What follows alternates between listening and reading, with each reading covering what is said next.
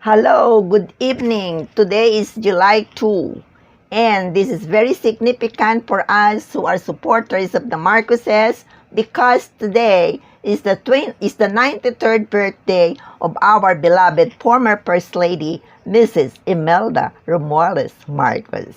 And so, happy birthday, Madam Imelda. And my blog tonight, is actually focused on Mrs. Marcos. You know, pero bago pala yan, don't forget to like, comment, share, and of course, subscribe to this channel.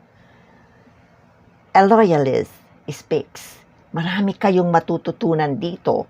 Marami kayong malalamang kwento dito tungkol sa mga Marcoses. Kwentong may katuturan, kwentong may katotohanan, at kwentong base sa mga dokumento at sa karanasan. So ngayong gabi, ang isi-share ko sa inyo ay ang aking kwento, ang aking karanasan ng ilang beses na pagkausap kay First Lady Mrs. Imelda Marcos.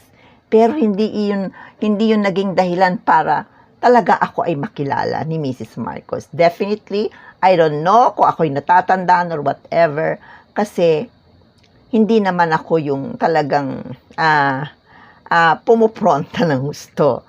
Nandun ako, pinagmamastan si Mrs. Marcos, pinag-aaralan siya. Sa mga panahong ako'y nagkakaroon ng palad, ng suwerte, na makapunta sa mga okasyon kung saan siya ay nandoon.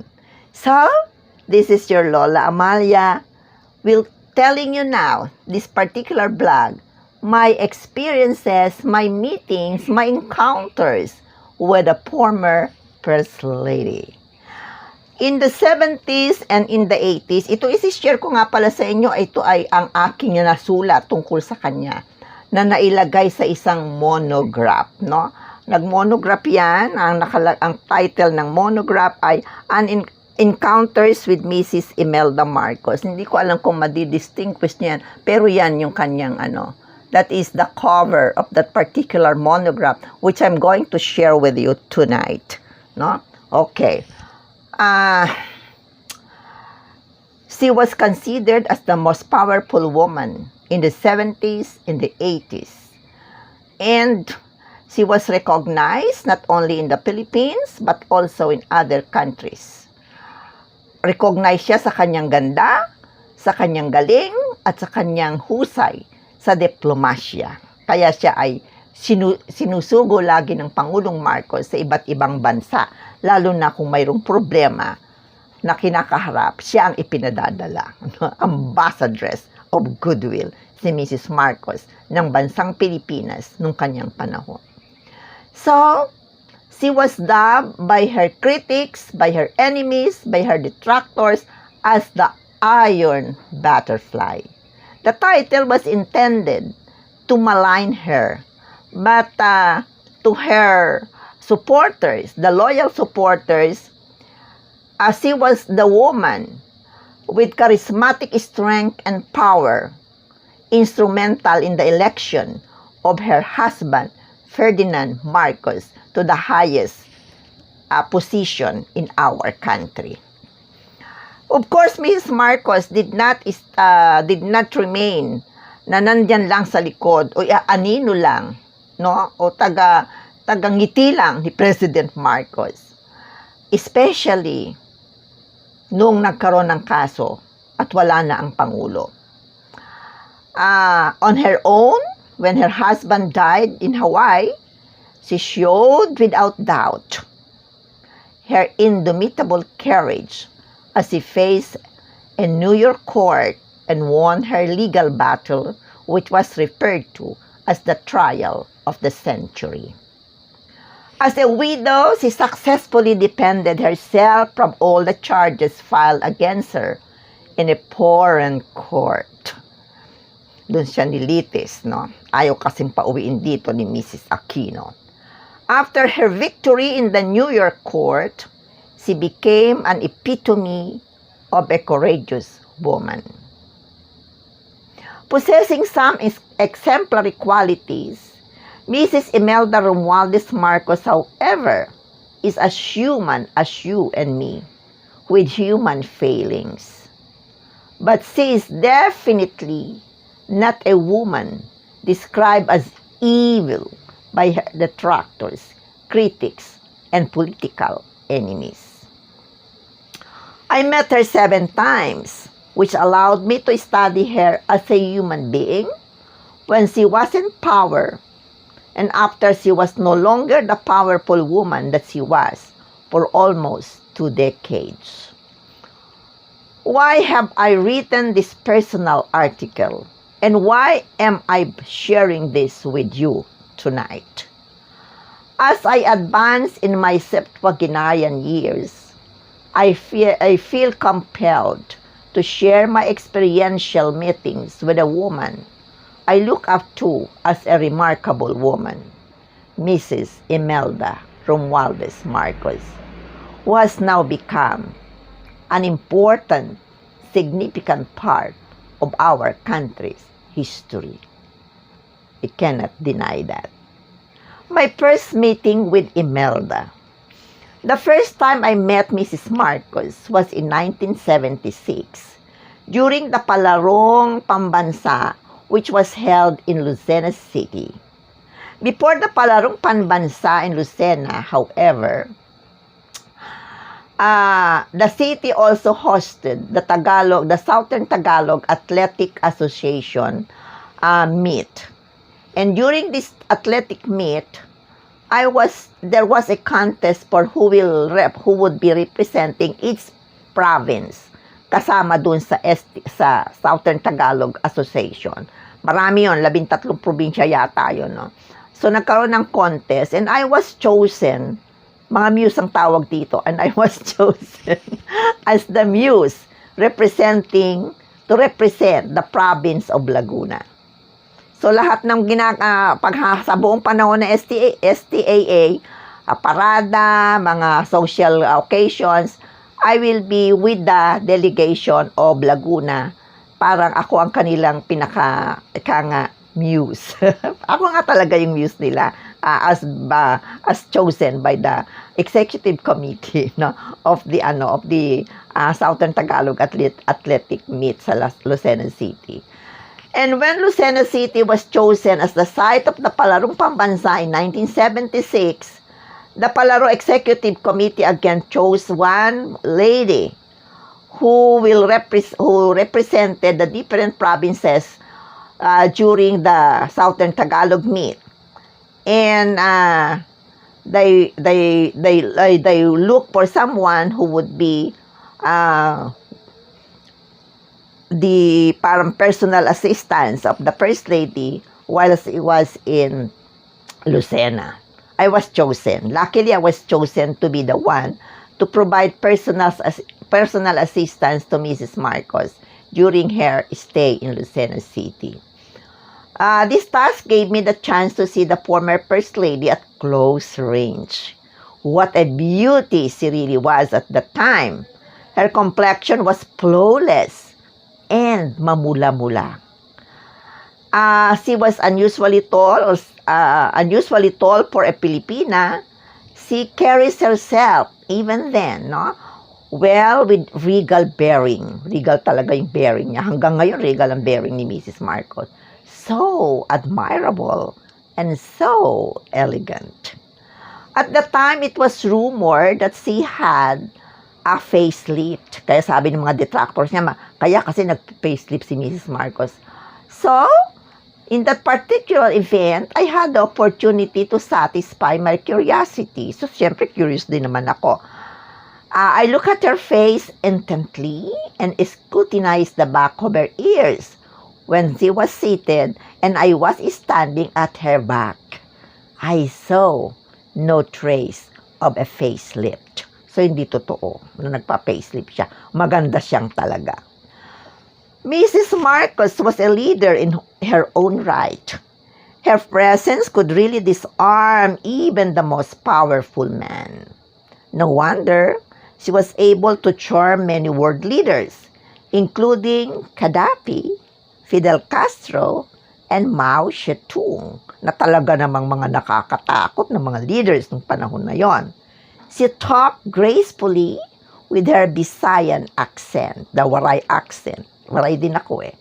Tilted her head like a swan.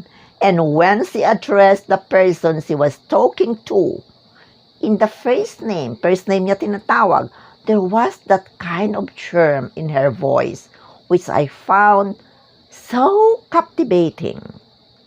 I love the way she talked to then Lucena City Mayor Mario Tagaraw.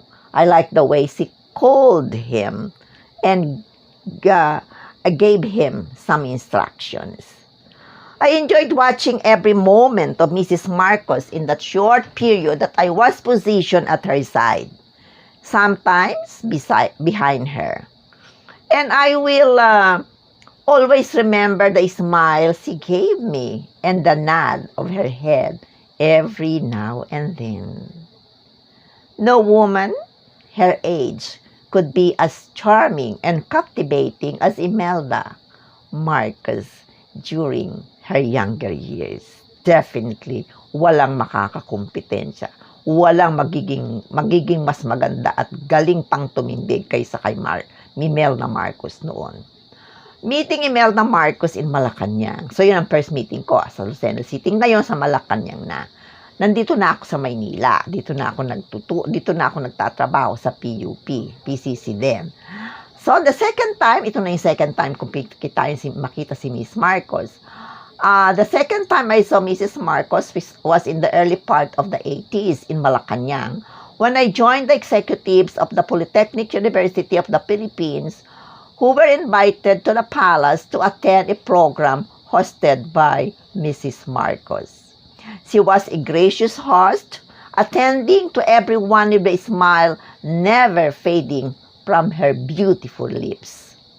Her presence alone was enough to make us forgive her for making us wait for her too long. Patagal kami nag-intay kaya bago siya lumabas. Pero nung lumabas na siya, nawala na yung aming pagkainip at na-mesmerize na lang kami sa kanya. Mrs. Marcos was a perfect host. The Malacanang program we were invited to turned out to be a cultural encounter also. Lea Salonga, still a young girl at the time, was there. She regaled us with her $1 million singing voice. Indeed, even at the time, Lea had already the making of an international artist. There were other performers, but Lea was the only one I remember. Now, hindi ko na malala yung iba. Of course, the artist performers who were there were Mrs. Marcos' proteges in her arts and culture program. Again, it was in Malacanang when I saw her for the third time. Pangatlong beses na. It was now in 1985. She invited officials of government agencies and state colleges and universities. Mrs. Marcos discussed her the true, the good, and the beautiful aesthetic philosophy, and we listened to hear her talk about it. But we were captivated not so much with the soundness of her ideas, but more of the charming and ultra-captivating way she moved, the incomparable manner she gestured and emphasized her points, and the endearing waray intonation of her voice. So, meeting Imelda in Batac, Ilocos Norte. So, tatlong beses ko siyang na-meet noong nandito pa sila. Ay ngayon pinaalis, no? Pinatalsik ng mga people power. But 8 years after 1985, I met her again in 1993 in Batac, Ilocos Norte. But it was a sad occasion. I joined Ray Pajardo, who started as a Marcos critic and then turned a Marcos loyalist. Then I was also with David Lapus, a colleague at the university, Juan Sibirion, who who was my dean at PUP and a silent but an avid Marcos admirer. And of course, my sister, Marcela or Ninette, who was definitely sobrang maka-Marcos talaga. In fact, she had herself baptized during the mass baptism of the loyalists. And so, para lang maging ninang niya si Mrs. Marcos. So, kaya sabi niya, inaanak ako ni Mrs. Marcos, sabi niya, kasi nagpabaptize ako. Of course, the former First Lady was in black during that particular time. So with her children, it was a really sad occasion. Her face was covered with a black veil. She was a towering presence on the elevated platform, where the coffin of President Marcos was placed at the center. She was there with her children, visibly overcome with grief, a kind of sorrow that was felt by everyone in the wake. But Mrs. Marcos remained serene, standing with dignity and with regal bearing beside her husband's coffin. Such serene bearing very few women could have in such an occasion of profound loss and grief. Despite the inexplicable grief written all over her being, she still projected a strength of character with the acceptance that the one and the only person she loved, her rock of strength, was gone. She stood there, looking at her husband's coffin with a pain made more excruciating because her beloved Ferdinand was denied the burial he was entitled to as the former leader of the nation. I saw no anger on her face, but she cried silently as she uttered a silent goodbye to her beloved Ferdinand. As her husband's coffin was taken from the platform and brought inside the mausoleum, I saw Mrs. Marcos cried and tried to hold on to the coffin.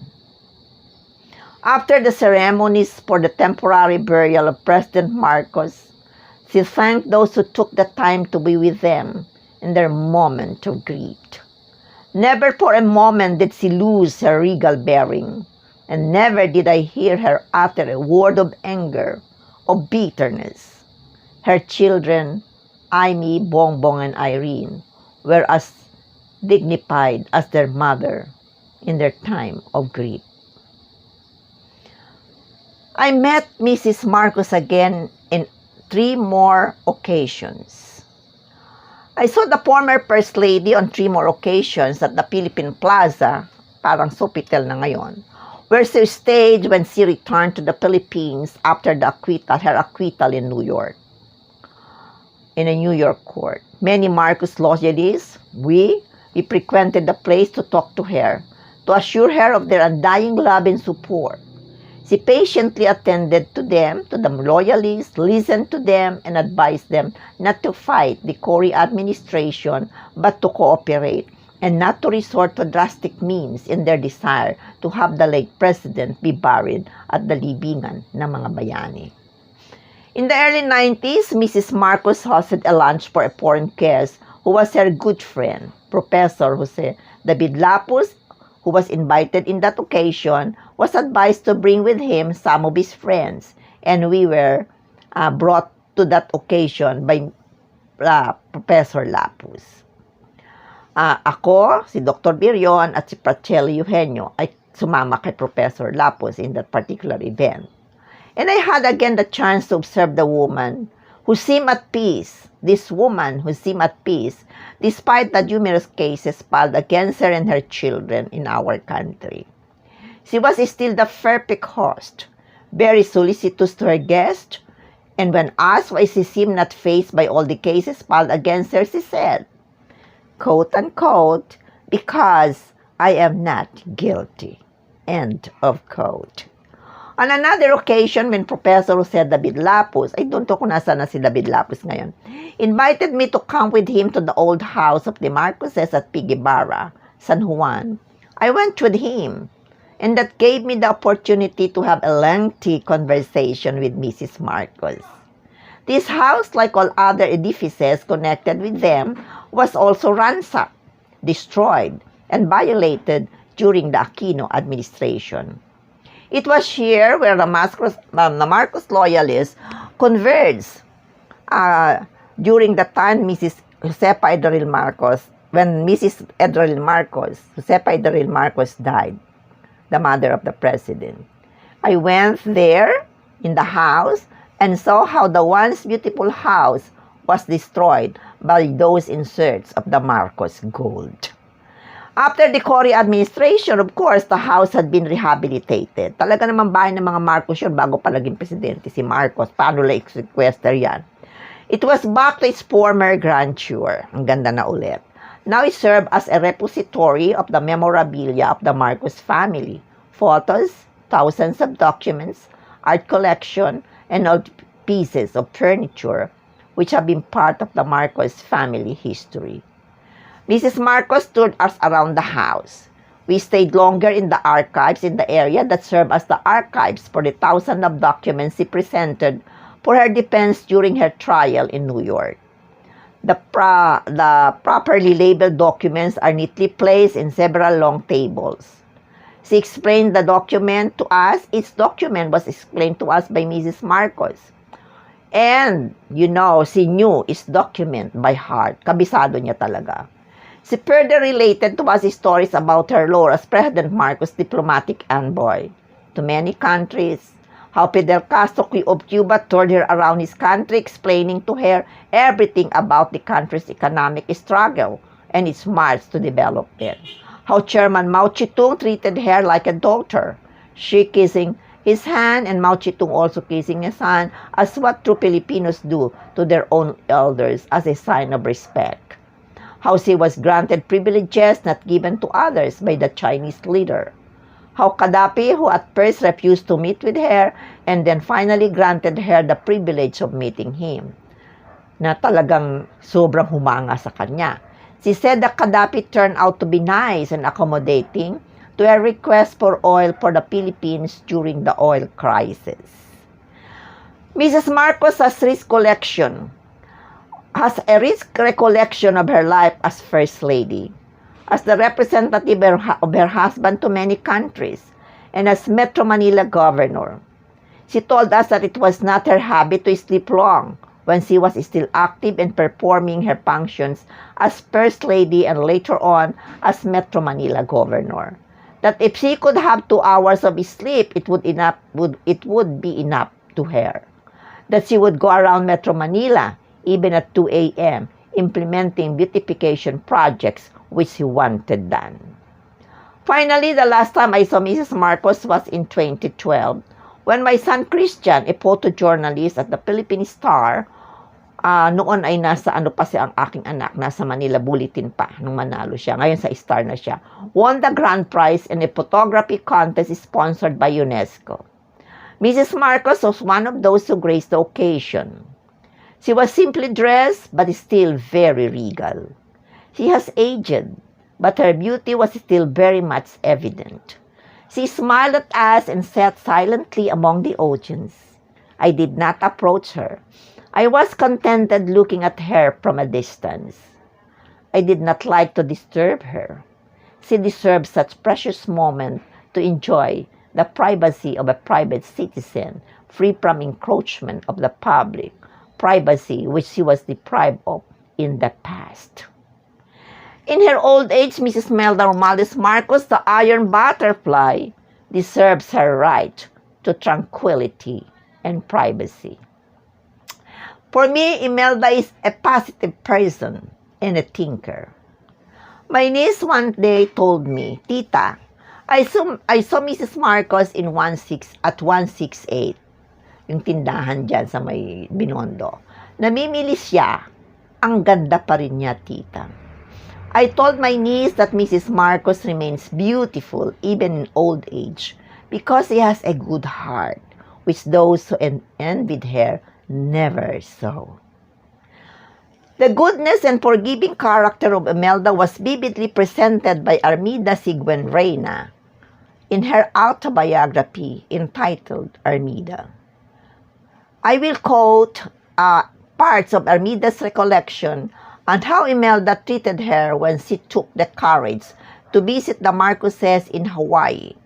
Armida was nervous about seeing the Marcoses, according to her, after the EDSA People Power in 1986, knowing that her brother Juan Ponce Enrile was one of those who caused the downfall of President Marcos. But she mustered the courage to visit them, and she wrote in her autobiography, "The first time I visited the Marcoses in Honolulu, I didn't know just how I would be received or how I'd feel. I tried to be brave. As I entered the living room, I took a bow and said, 'Jalaran, I'm here.'" Pampalakas loob ba, sabi ni Armida.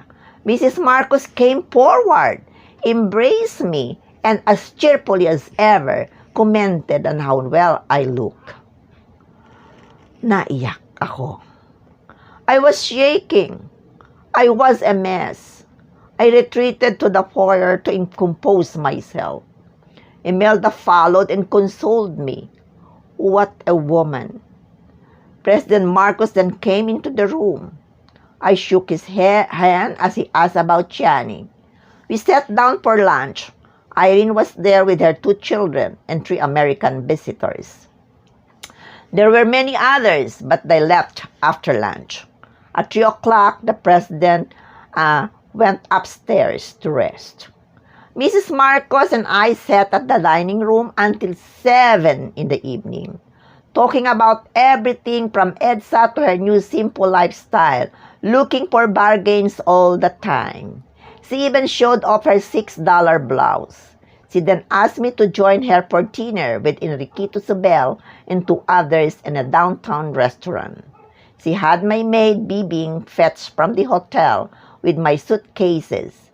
Bibing sat in the restaurant with Mrs. Marcos's security and a secretary. By 12 o'clock, she took me to the airport for my flight back to Manila. When we were there, security personnel approached our limousine and asked Mrs. Marcos a few questions. She told them that she was there to see a friend, that she would not stay long. They allowed us to park inside the off-limits area. The flight was delayed for 3 hours. Mrs. Marcos wanted to stay with me, but I thanked her and practically begged her to go home and rest. Hindi siya napapagod, and she was a very thoughtful person. According to Armida, the last time she visited Mrs. Marcos in Honolulu was when President Marcos was dying. Conchita Razon, Rita Gadi, and Marichu Maceda were keeping vigil, sleeping in a closed van parked outside the hospital.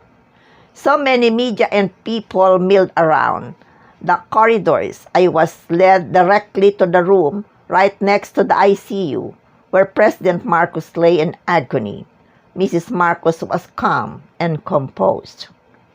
She led me to the ICU where I saw what was left of the president. He seemed to have shrunk and looked very small, but his mind was still clear. Mrs. Marcos said, "Andy, andito si Armida. Pauwi siya sa Maynila. Baka may gusto kang ipasabi kay Johnny." Marcos motioned that he wanted to speak, so the medical staff removed the tube attached to his throat. I thought I choked because he made gurgling sounds, gasping for breath. Naawa ako. A tiny microphone was attached to his lips, and he said, "Maraming salamat. Sabihin mo kay Johnny, maraming salamat. Salamat sa lahat." And I had to leave the room to cry. Na-realize ko, mahal niya si Johnny. He died a couple of weeks after that. Almeida also recalled the time Imelda was on trial in New York. She and her husband Sig attended the trial every day from 9 a.m. to 5 p.m. Recalling the trial, Armida penned, "Not a single day passed without the prosecution team, headed by La Bella, referring to Imelda as flamboyant, extravagant, thief. Imelda Marcos sat quietly beside her lawyer Gerald Spence, wearing a simple black dress with no other jewelry except her 20-carat white diamond engagement ring.